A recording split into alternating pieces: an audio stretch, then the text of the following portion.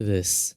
This was my type of shit. So the era of 2015 through maybe early 2019 is a pretty interestingly regarded era of Roblox if you ask me. I mean, it's when Roblox actually began to get really popular, and it's also when I myself started playing. And if my YouTube analytics are right, it's probably when you started playing it as well. It's also when big games like Arsenal, Phantom Forces, Jailbreak, and other games alike got pretty popular. But those weren't the games I remember playing the most, even though I actually did spend a lot of time on them. It was all of these mini games, such as literally Epic minigames, the other one, Ripple minigames, which the developer abandoned for some personal reasons.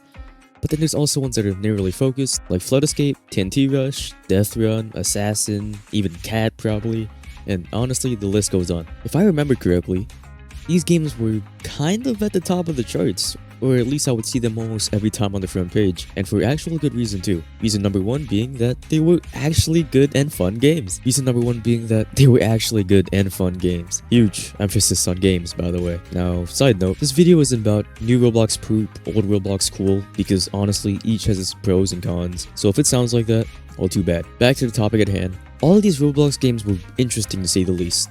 Like, it's hard to describe this, but each game felt like they were different to one another, but still had its standout uniqueness. For example, Flood Escape, you're working together with a bunch of people trying to, not get flooded, pressing buttons and stuff like that. While in something like TNT Rush, it's you against the entire world, which makes sense because it's literally Spleef. So see what I mean? Different strokes for different type of faults. But the big game at hand here would probably be Epic minigames. Of course, this is like one of the few games from this era that actually kind of survived and is still kind of popular, but I had to mention this game. Although, to be clear, I haven't played this game in like 2 or 3 years, so I don't know how much has changed since then. It's like the shit, man.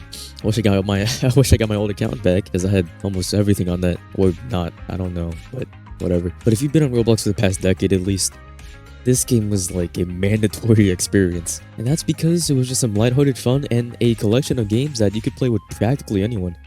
There was nothing sweaty about this, except probably people at the top of the leaderboards. It was just a nice and chill experience most of the time, because most of the minigames seem to be pretty unique, including the different type of games in there too. If I remember correctly again, then there was this tree chopping one with teams, a race to the middle with spheres, I believe. Point is, there's just a lot of minigames and a whole lot of variety with them as well. If I start seeing pictures of these, then I might just start getting hit with nostalgia or something. No, it's all great stuff. I'd love to talk individually about each big game here in this era, but that'd be too long of a yap fest, so I'm not gonna do that. So instead, let's just talk about how these genres of games actually rather define this era, and it's kind of simple actually, with the main reason being we were all wee little kids. Well, the majority of us probably, or middle schoolers, same range. But like, all of these type of games were very appealing to us since it was literally at the pinnacle of Roblox at one point in time. You couldn't escape one of these games from being on the front page.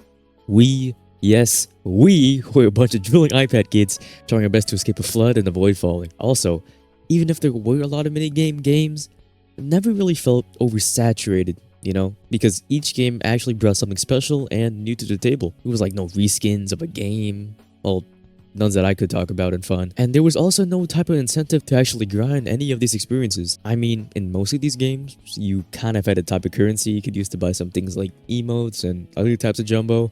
To put it simply, it's really nothing to gain an edge over another person. Because to put it simply, most of these games are intended to be, well, party games. Just easy, accessible games you could play with mostly anybody living and breathing, with almost no type of skill required. Unless you're out there with your only goal being to win, then I guess some skill is kind of required. Also, these games could be kind of good contenders for being a talking stage game, if you know what I mean. And she asks you what type of game you want to play with her, and you respond with, Gumball. But actually, that kind of sounds like a fun experience. But anyway, that was kind of what Roblox felt like for quite a long time. Probably the dynasty of clicking simulators took place in almost every other game. That's when you start to notice that these games just slowly started to fade away from the main scene, leaving it all in some sort of obscurity. Still, don't get me wrong, these games still did have some popularity and dedicated fan bases, but they were nothing compared to something like Adopt Me or Jailbreak at the time. I guess the people just realized that there was more Roblox than just minigames, which, you know what, that's great. It showed that Roblox had much more potential than just minigames, which could honestly be on any other type of platform ever. But we can't forget the importance of these minigame-like games. I'd say they eased a good majority of the player base into playing more Roblox so they could eventually branch out into their own categories. Do I wish some of these games maintained their popularity? Yeah, a bit.